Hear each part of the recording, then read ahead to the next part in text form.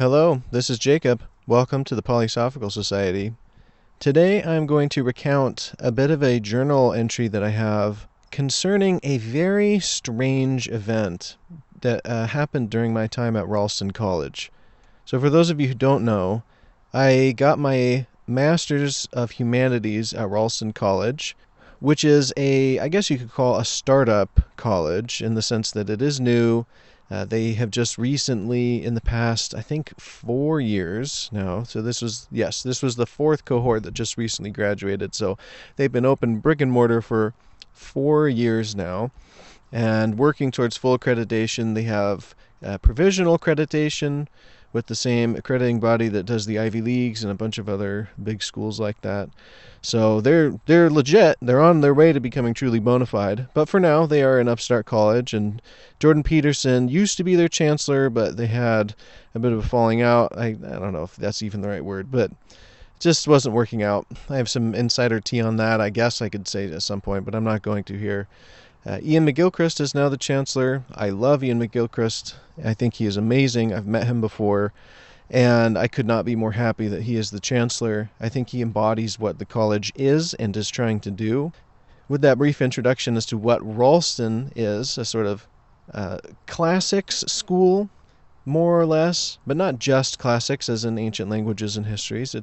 It's Western philosophy and literature and art more broadly, not just what would be a classics degree, which is ancient Greek and Latin and the classical canon of Greek and Latin texts. There is certainly a lot of that at Ralston, but there's more as well. Medieval stuff, modern stuff. And it's an amazing experience. If you get the chance to apply and do the master's program, at least for the time being, it's essentially completely paid for. They give everybody, at least that I know of, a essentially full ride scholarship plus living stipend. And you're not going to be making any money in the sense that there's a lot of surplus. You're going to be potentially drawing in income from savings or from family members trying to work a job, which would be extremely difficult, by the way, if you are at Ralston. It's more akin to a lifestyle than it is a full-time student experience. But all of that digression aside, while I was at Ralston, we had the very unusual opportunity to listen to one of truly the great power brokers of the world talk to us about what he really thinks and what he thinks that he is doing. And that is our old pal, Peter Thiel. So I'm just going to go ahead and start at the top and read through what I wrote. This is my digital journal entry from April 18th, 2024. So beginning to read here, I wrote, "That was certainly one of the strangest evenings of my life. I just listened to a multi-billionaire go off on a 1-hour tangent about somewhat related topics, a sort of disjointed collage of his essays he had us read beforehand before he spoke to us. Then for the question and answer section, I don't think that he ever actually answered anybody's questions. He just used each question as an excuse to continue talking about the same stuff he had been spinning verbal circles around for the previous hour. It was very surreal. I asked him about his take on the problem of hypercomplexity, specifically as it relates to human meaning and with regard to the AI singularity. Essentially, what will people do with their time when there is nothing left for them to reasonably contribute to the world as it has become so complex? So there was an IQ element in the question as well, simply because IQ is not evenly distributed. First, he cut me off mid-question and went on a 5-minute tangent about the same stuff he had just talked about. And then, once I finally stated the question in its entirety, he simply told me that my question might have been relevant in 1758, but not today, and then went on yet another techno-accelerationist rant about how if you give me 100 nuclear reactors, then we'll talk. I told him that if that was his response, then he didn't understand my question, which he didn't, because he also talked about how not everyone can be an expert in everything, which was not at all what I was asking. He did yet another verbal dance and then said, "The reason I have deflected your question twice now is because I think it is too hypothetical and speculative and I don't have an answer." Thank you. Why not just say that in the first place instead of trying to shame me in front of my college, my friends, my faculty, my peers, my mentors?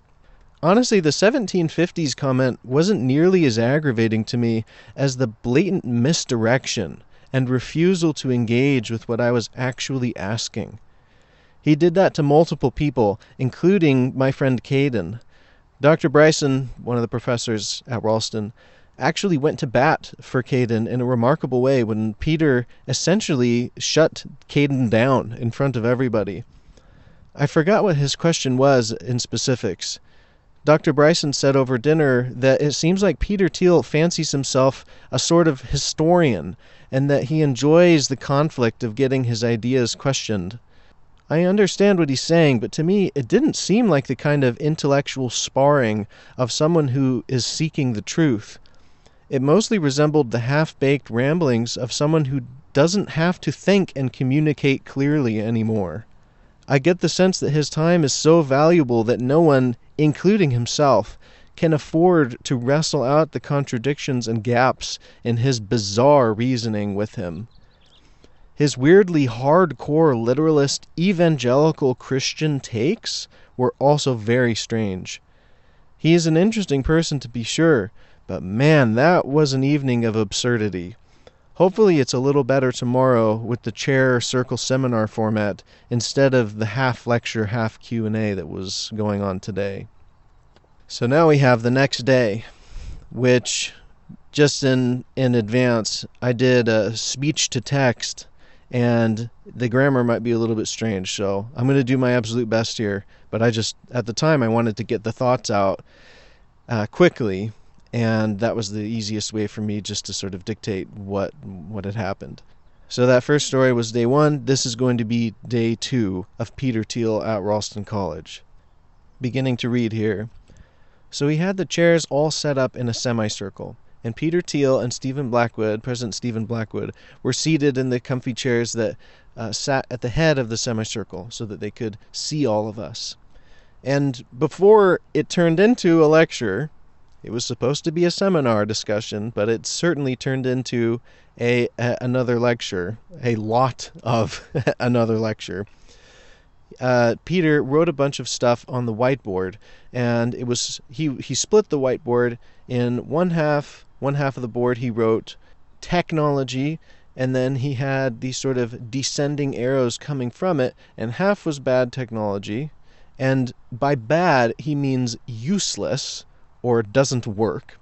And then on the other side you have good technology, and then you have good versus evil, with the assumption being that both these technologies work, i.e. they're functional, they're good, but one is used for good purposes and the other is used for dystopian and evil purposes.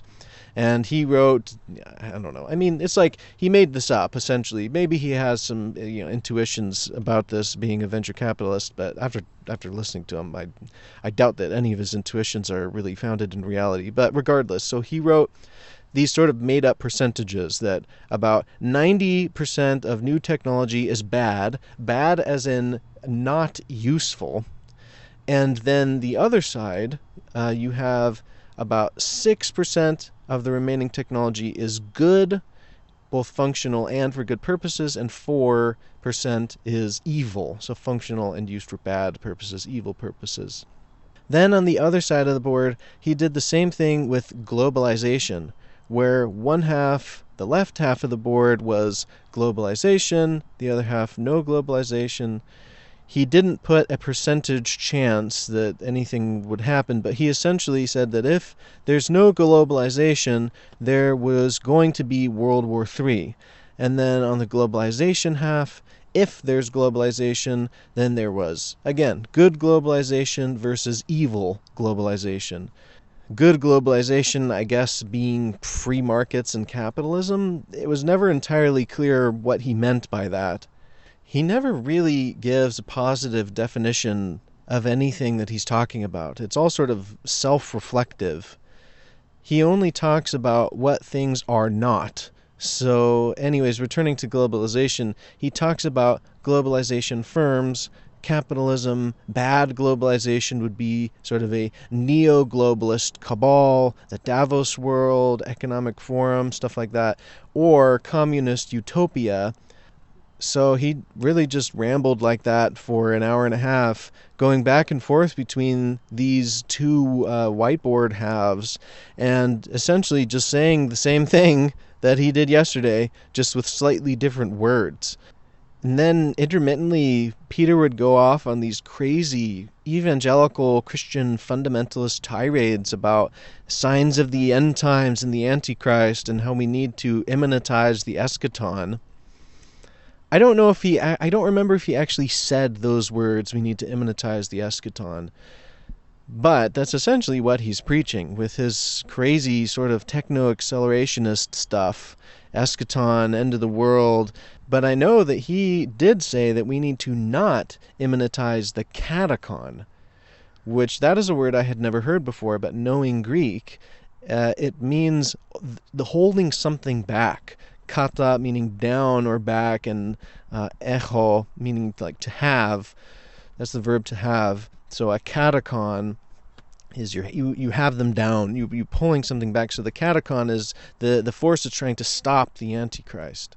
In other words, someone who's purposely trying to hold back the end of the world.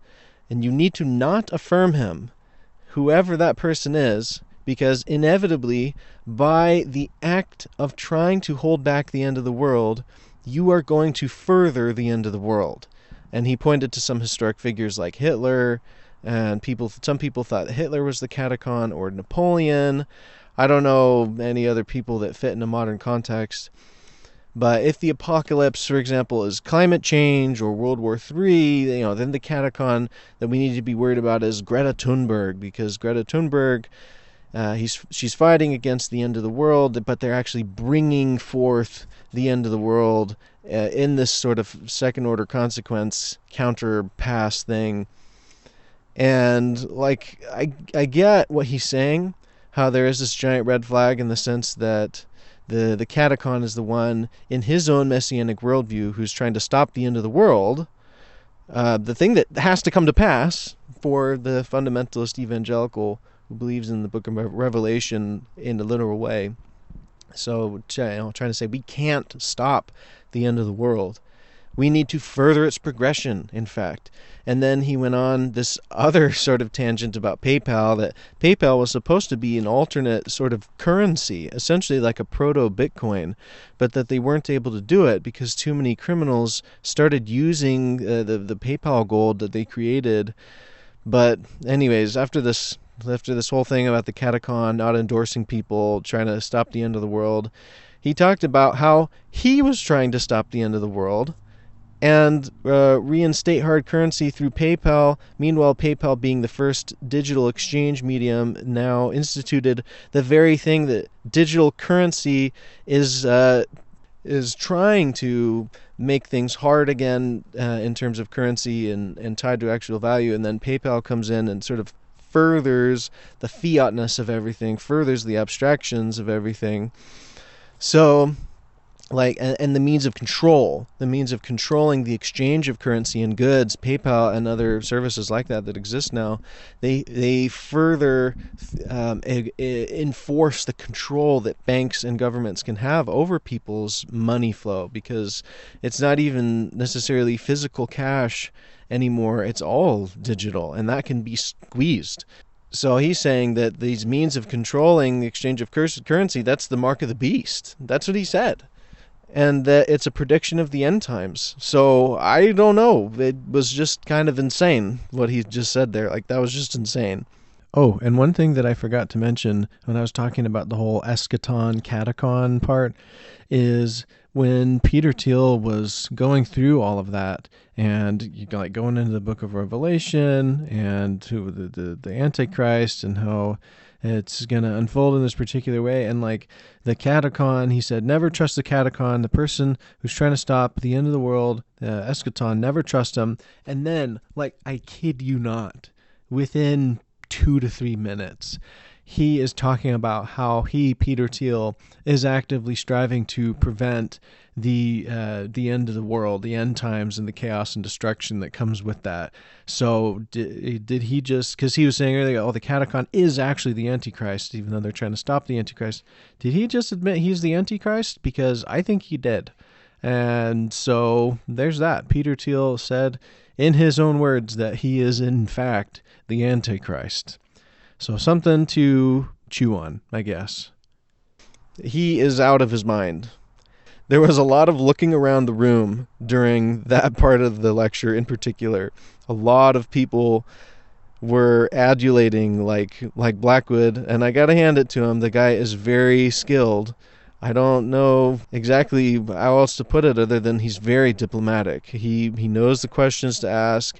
He knows when to be like, oh, who and when to blah, blah, blah, and when to just stay silent and let the guy talk. And he's good at it. President Blackwood is very good at that aspect of it. I would have had a hard time. I already did have a hard time. I was asking questions and pushing back to Peter Thiel, but President Blackwood just kind of let him do his thing. He knew how to let that thing ride out and make Peter feel heard, which is really what he wanted to be. He wants to be validated. He wants to be heard and recognized as someone who's not just a money guy, not just a tech guy, but like smart pants, smart guy, erudite. He's a historian. He's a philosopher of ideas and of values and all these things. So, but anyway, so I was just sitting there, and I would look over at Leo, my friend, sometimes, and I mean, there wasn't a ton of exchanging glances, just because Peter Thiel could see everybody, and if we were looking at each other a lot, he would have noticed. Especially after the fact that when we stood up, we were just looking at each other with raised eyebrows, thinking, "Holy smokes, what on earth did we just witness?" This guy runs Palantir, which is the biggest and most invasive data harvesting company in the world. I went afterwards to the park with Leo, and we were just talking about the insane contradictions that he has in his thinking, the crazy, messy stuff, and the utter arrogance to come here, to take our time under the auspices that we would offer this sort of free discussion with him and he with us, and we just talk for hours, and it would be, it was nothing like what we expected, no whatsoever. He just wanted to talk about what he wanted to talk about, and then we had to pretend to like it because he's this multi-billionaire and he has all this money. But at the end of the day, there were nuggets of things that he said that were really interesting, but on the whole, it just doesn't make any sense. And he was so belligerent about anybody who contradicted what he wanted to say, and he was so dodgy about any of the real sort of cultural questions, if any question wasn't essentially directly related to technology specifically and how it can be implemented in the way that he thinks. The question, he would either get angry or deflect or say, no one can know that, which is so interesting coming from someone who's this sort of right-wing evangelical libertarian, because that's a very postmodern skeptical claim to say nobody can know that. And I'm sure that if you said that to him, he would be so upset, because it really felt like an emperor's new clothes sort of moment, where it was just this theater of the absurd, and everyone had to pretend like it was okay because he's this potential donor. Actually, Leo and I, we might send a letter to the college, and an open letter possibly from the students signing it, saying, like, listen, you guys should not let this guy endorse the college, because he literally goes against everything that we talk about. And there's a part at the end where Peter was talking about how he wanted this college to, what he wanted this college to look like, because he was thinking about starting a university of his own with some of his venture capital friends. And he was saying that we need to teach the kids how to program, and then essentially teach them to be human, like reprogram them to be human in the humanities. That's what he was saying at first. But then one of his acolytes was like, no, we need to deep program the ideological suppositions or whatever. And he said, oh, yeah, of course. And just the way that he said that, I was like, oh my gosh, you're anti-human. You're just insane. You are insane. Yeah, he's a very good candidate for the lizard person who rules the world. honestly, having Peter Thiel here at Ralston has been very disturbing, because the thought that this is one of the quote-unquote good guys, I don't think that anymore at all, by the way. This is very concerning. The thought that he is essentially the living embodiment of the left cerebral hemisphere gone haywire. I mean, he's a very persuasive writer, and I like a lot of the stuff he's written. I've read 0 to 1, I've read some of his essays, even aside from just preparing for him coming to speak here, and I liked them. I thought they were very interesting, and his whole thing, his connections with Rene Gerard, I think Rene Gerard is very interesting. But as a public speaker, wow, he is just utterly contradictory and incoherent, to the point where it truly is disturbing and uncanny. And I really, really, really hope that Ralston does not form a long-term relationship with Peter Thiel, because he just goes against everything that we stand for. And if they let him in, it's going to be like the parable of the camel in the tent. I just can't see it going any other way.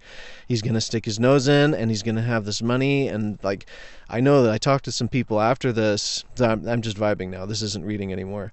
I talked to some people in the college after this, and they were saying, what we're kind of hoping for is that he comes in, he likes you guys, he likes what we're doing enough to just sort of write a no strings attached check. And then we get this money, and then we don't really have to see him again, and he's not going to be involved in the board at all. He won't, don't worry, he won't be involved at all. And like, I am just extremely suspicious that is possible at all. Like, at all. I do not think that it is possible at all to get money and involvement with someone like Peter Thiel and not have it slowly creep in and turn the college into something which it was never supposed to be. So even just as a public relations thing, the Ralston College cannot be attached to Peter Thiel. It would be a disaster. And I think, this happened in 2024, but since then, Peter Thiel has it was almost like he was workshopping a lot of the stuff that he then took on the interview circuit. Like this famous interview he had with the guy from the New York Times, where he's saying a lot of the same stuff that he did with us at Ralston, a little more refined, a little more tightened down. And then there's that just brutal cut where the guy is saying, like, do you want the human race to persist, or however he frames it, I can't remember off the top of my head. And Peter just gives the most damning silence, just this crippling pause. And the interviewer is like, you don't want humans to persist, do you? You don't like humanity. And Peter's like, wow, that's another thing. He says every other word, which is really aggravating to listen to. So there's my experience with one of the richest people in the world, one of the most powerful people in the world.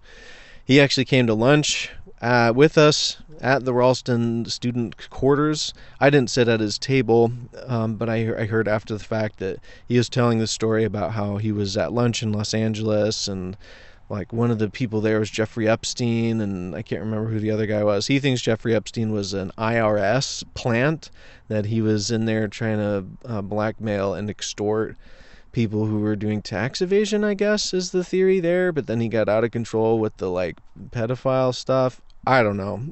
That one didn't make a ton of sense to me, but I'm sure that those guys are all like tapped into each other's networks, the government and the high echelons of the banking and investment worlds. It's all corrupt to the gills. So, and I got a chance to be there firsthand and witness one of its true helmsmen, and it was thoroughly terrifying. Like, I cannot express to you how much that experience of listening to Peter Thiel talk at us over the course of 2 days has changed the way that I view him and that whole world of the money power system.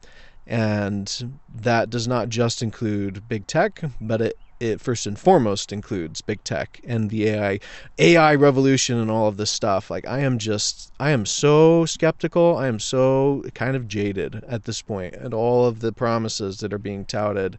And if someone like Peter Thiel is at the helm of this AI movement, then this is really bad. Honestly, we're in for a rough ride. And he is.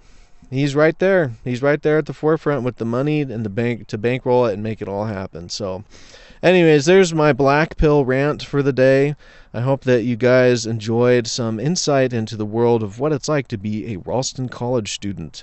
Get some crazy, influential people rolling through those doors who want to speak to you as a student, get their ideas across. Most of them want some feedback, too. They want you to actually engage with them. Peter Thiel, I don't know. That was weird. He's like, he didn't want silence. He didn't want us to not say anything. He just didn't like it when you disagreed with him even a little bit. So there's that. And if you have your bachelor's degree and are looking for a place to have those sorts of transformative, at sometimes bizarre, but mostly just really transformative in a good way experiences, then consider applying to Ralston College. I know they just did this year's admission cycle, so I think the next application will be in the fall at some point. And it's a one-year master's. It's what's called a taught master's, so you don't do an actual research thesis, at least not at this point. I think they want to do one in the future, but they need to be accredited first, and this is their course that they can offer without being fully accredited, because again, they just have the provisional accreditation. So, which is a big deal. And essentially all they have to do is kind of rinse and repeat and keep the standards up for a certain amount of years. I think it's 5 years. And then they're good. Then they'll be accredited.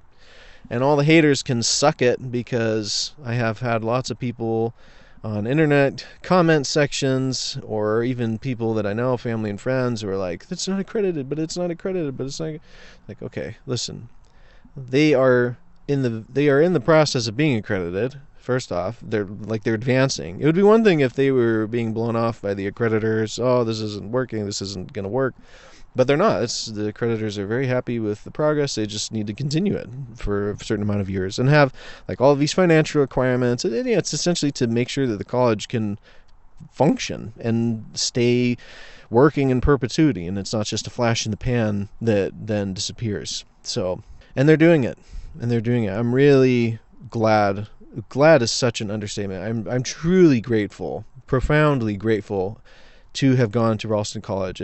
It transformed me in a remarkable way, and not just in the Peter Thiel sort of scaring me to my bones sort of experiences, but just coming in touch with what it means to be a part of the Western cultural canon, the Western culture as a real entity, that maybe the boundaries are fuzzy, maybe what we consider as part of the canon of Western art and literature and philosophy is a fuzzy boundary, but that doesn't mean that it doesn't exist.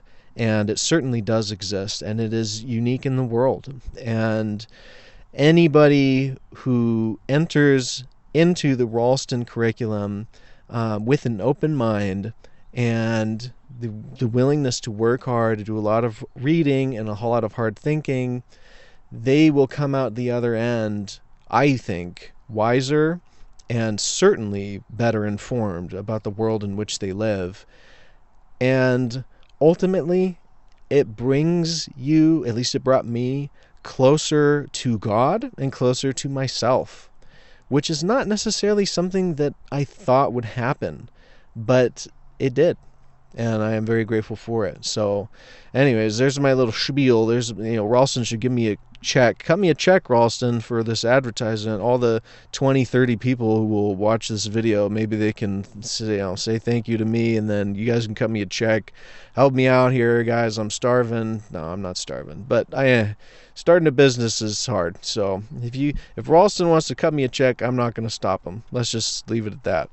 And with that, I'm going to go ahead and close things out here. That was my experience with the infamous Peter Thiel, rich and famous oligarch capitalist or venture capitalist, manipulating the world state apparatus, really terrifying person, and what some of you may not know, raging fundamentalist evangelical. So that's that, and this has been the Polysophical Society. Thank you for joining us.